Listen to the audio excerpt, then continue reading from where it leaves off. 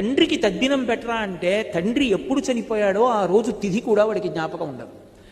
అయ్యో కని పెంచి పెద్ద చేసి అన్ని ఆశలు పెట్టుకుని నేను పుట్టినప్పుడు ఎంత పరవశించిపోయారో, నన్ను ఎత్తుకుని ఎంత ఆనందపడిపోయారో, నేను వృద్ధిలోకి రావాలని ఎంత కోరుకున్నారో. కాబట్టి దేవతలకు, ఋషులకు, పితృదేవతలకు, ధీయుతులకు, ధీ అంటే బుద్ధి, బుద్ధి కలిగినటువంటి వాడు ఉంటాడు.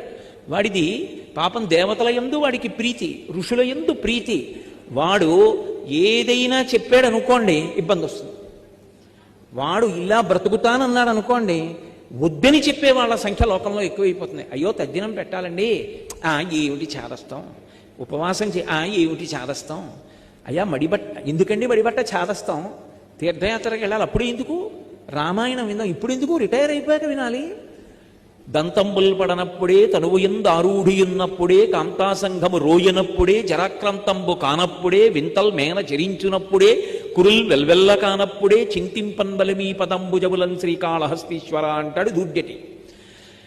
కాబట్టి దేనికైనా సరే తర్వాత అయ్యా అలా సంపాదించడం మర్యాద కాదు కదండి అంటే, ఇప్పుడు మడిగట్టు కూర్చుంటే ఎప్పుడు వస్తుందండి, అవకాశం వచ్చినప్పుడు సంపాదించాలి. కానీ దేనికి కూడా ఆచరణాత్మకమై ఉండదు. అందుకే బుద్ధి కలిగినటువంటి వాడు పవిత్రంగా బ్రతకడం, రాళ్ల దెబ్బలు తినకుండా బ్రతకడం సాధ్యమయ్యే